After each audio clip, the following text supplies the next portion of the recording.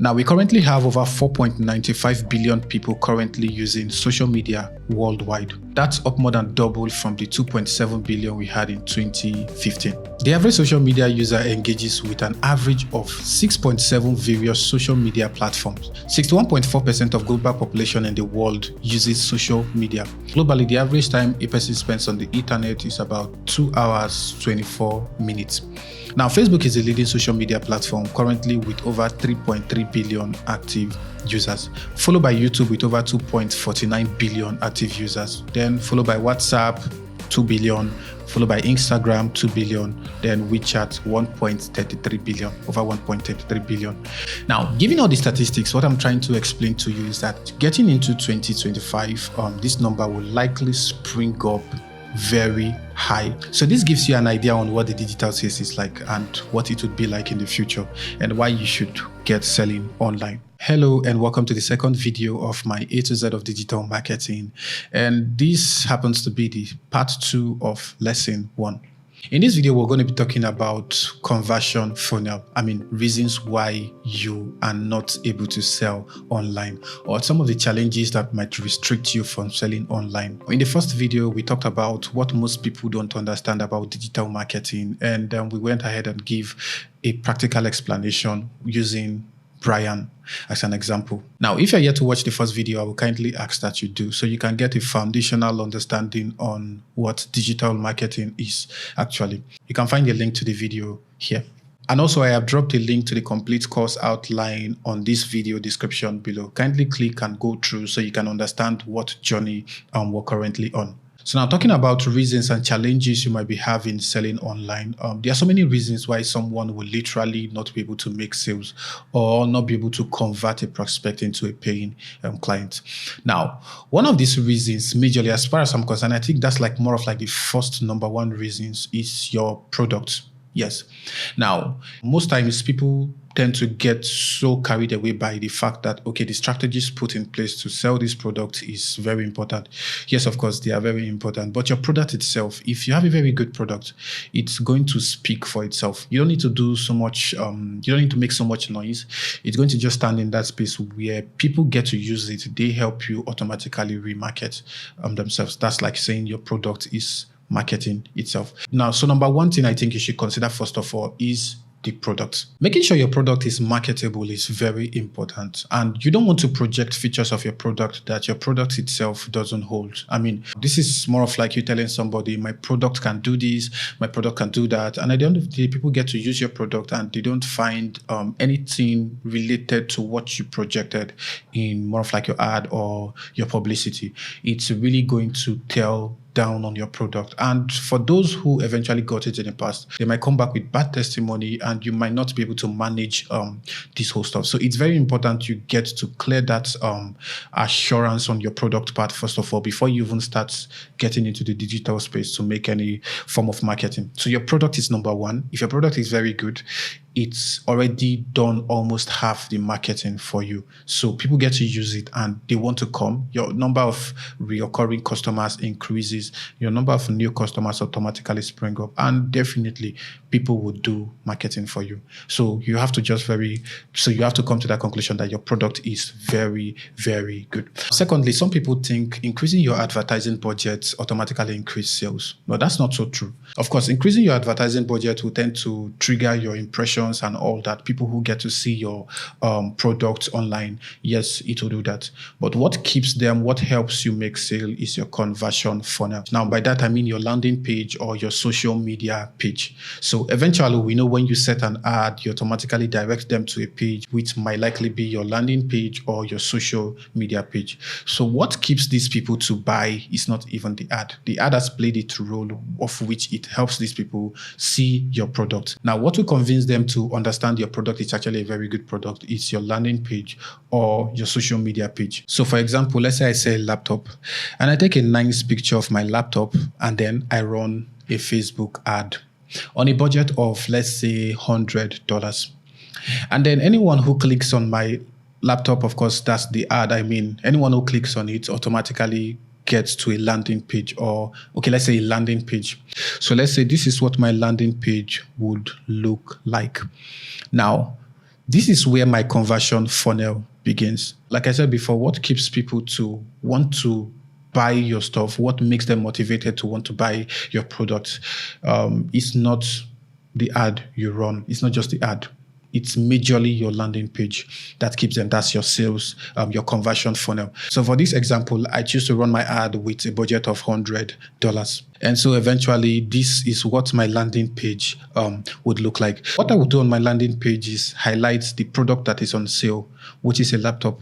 And then I'll go further by highlighting the opportunity to buy, which is more of like giving a discount. And that is the reason why it is an opportunity. So let's say my laptop happens to be, original cost of my laptop normally would cost, let's say, $8,000 for the laptop, but I'm giving a 50% discount sales, which automatically makes it $500, and then that automatically becomes the opportunity to buy, because eventually people will see it as an opportunity and would want to jump into it. Now I'll go further by projecting the uncommon advantage the product has. So let's say other laptop will have basic features of maybe the RAM, 4 gig RAM, maybe the storage space of 250 gig, but mine has over 1 terabyte of storage space and over 16 gig of RAM. And this is what I would want to project on my landing page, so people can actually see and get to understand that this is a very great advantage for them to purchase. And looking at the fact that it's going for a whopping 50% discount, they would want to jump into it.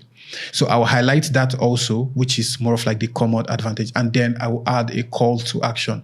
So call to action automatically means when they have come to the conclusion that, okay, I'm convinced about the features of this stuff and I'm very happy about the discounted price, then they would want to take action. So call to action can either be you directing them to your payment page to make payment. On my landing page, I will go further to highlight testimonies of other persons who have bought from me in recent time.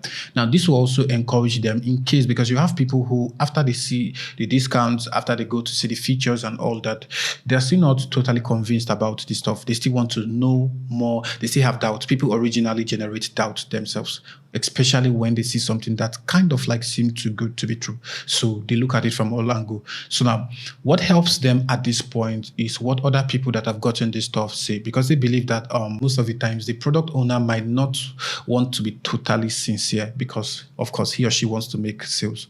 So that's where you get to project what other people say about the product. That's people who have purchased in the past and what they actually say about it based on their own experience. So we project some of these testimonies, and people get to read these testimonies and all that, and they get to understand that, okay, there are people who have purchased this stuff in the past, and this is exactly what they are saying about the product. So the product might kind of look good.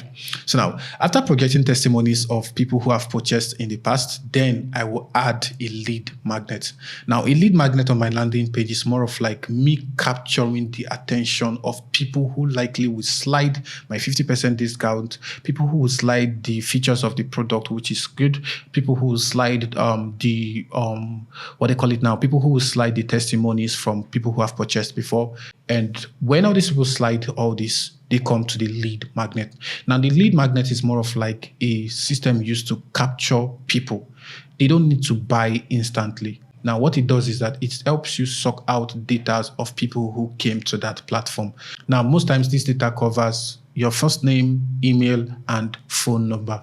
Now, the reason why a lead magnet is very important in a landing page is because most times this person might not even make purchase immediately. They might be in the process of making this purchase, but at a point in time, they just felt maybe something took their attention or something like that. So they were not able to make the purchase at that particular time. But if they successfully go through your lead magnet, they have dropped their details. And so what you can now do is follow up on them. Give them a reminder. If somebody gets to that point where he or she dropped contact details, that means to a certain extent, the person was interested in the product. So that helps you get this data. So why it's called a lead magnet is because there's something attached to it. You cannot just put a form and ask people to fill in the form. Most of the times, they will not fill it. So for my product that is selling for $1,000 that I dropped down to $500, I'm going to put an extra 5% off the discounted price. So that is like an extra 5% off $500 for the lead magnet. So my lead magnet button is going to be get an extra 5% off the discounted price. So if they want an extra 5% off, of course, eventually they will put their details. So imagine someone getting into a platform, first of all, getting a product of $1,000 for $500. Now, I know the question in everybody's mind is like, okay, why would I want to sell a product of $1,000 for $500? How am I going to make the profit? How on earth is the profit going to make? Now, let me explain to you how this works. Originally, you should understand people don't buy because they need it. People get so emotional when it comes to buying. And so your power to motivate them, your power to convince and help them understand why they need the particular product, it makes them even buy it faster. So let's say overall, $100 on an ad gave me a total of 20,000 impressions. Now, out of that 20,000 impressions, I had over 5,000 persons come on the landing page. So now, from that 20,000 impressions, which I ran my ad, I had 5,000 persons come on the landing page. And then from the 5,000 persons, I had 500 persons went direct to the call to action, of which they clicked the button and they went direct to the payment page. Now, from that 500 person now, I have, for that 5,000 person now, which 500 persons already went directly to the payment page, now I had 4,500 persons remaining. So let's say from that 4,000, so let's say from that 4,500 persons remaining, I had 1,000 persons who clicked on the lead magnet, of which they needed an extra 5% off from the already discounted price. Now, what it gives me is that it gives me 1,000 persons contact. So this 1,000 persons, let's say some of them happen to go through the call to action page again, so they made purchase, and then apparently almost 90% did not make purchase. Probably they got distracted, and one or two reasons they were not able to successfully purchase from the page. Now, the advantage I have over these persons is that originally, like we said before, for somebody to get to that point where they access the call to action, where they access the lead magnets and they input their details, that means they were serious to a certain degree. So they were serious to a certain degree. So I can now do follow-up on them because I already have their details, which is first name, email address, and maybe phone number. I can now do more of like email marketing or reminder to them to make them understand, okay, you made attempt to get this product at this particular time. You didn't purchase the product. Give them reminder on why they need to get the product and the important. And of course, based on your content marketing style and all that, which we'll still talk about, you would make them understand the importance of them getting the product and why they should get it now. You can see that my lead magnet has eventually helped me to gather the contact and spring up a kind of like a follow-up stuffs on them for them to eventually buy or come in as buying customer. So what I just try as much as explaining with the lead magnet is that it's a simple strategy, basically. It's just a simple strategy you use to sort out details from people who come in as prospects, and you can now carry out some further follow up on them in order for them to make purchase. So basically, there are three major things you need to literally just have in mind. Like you need to just have these three major things stamped in your mind as a digital marketer if you would make sales on a digital space. Number one, you need to speak to the right audience. Now, pushing your ad to the wrong set of people sometimes might not literally give you the sales you need. And having it in that part where you spend, because most of the time you can try to spring up Facebook or Google ads, but you're pushing it to the wrongest of the wrong audience. So let's say, for instance, I want to sell ladies wear. And ladies wear within the age of, let's say, 18 to 22. That's the product I have. Now, getting to the digital platform, maybe Google or Facebook, and I decide to spring up an ad, and I'm targeting male in my ad, and also I'm targeting male in my ad. I'm not just targeting male now, I'm targeting male of 26 to 55 years old.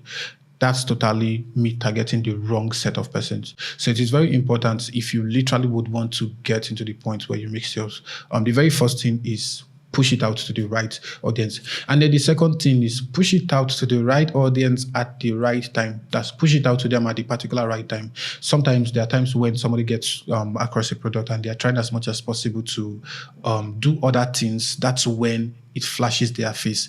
So you don't want to show it to them at the wrong time. Third one, you need to push the right product. You need to push the right product to the particular audience. It's very important you understand that, okay, this product you're pushing, it's very, very, very, very needed. It's very needed. It's needed by this particular set of persons. So you can understand how you can push it to them at that particular time, and also make that conclusion that is the right, and also make that conclusion that is the right product they need to access at that particular time. It's very important you understand that you have full control on all these parts: who you should be showing your product to, the particular time you should be showing your product to them, and eventually showing them the right product. Thank you so very much for staying up to this time. In the next video, we'll be talking about principles to succeed in digital marketing. I hope this video was helpful.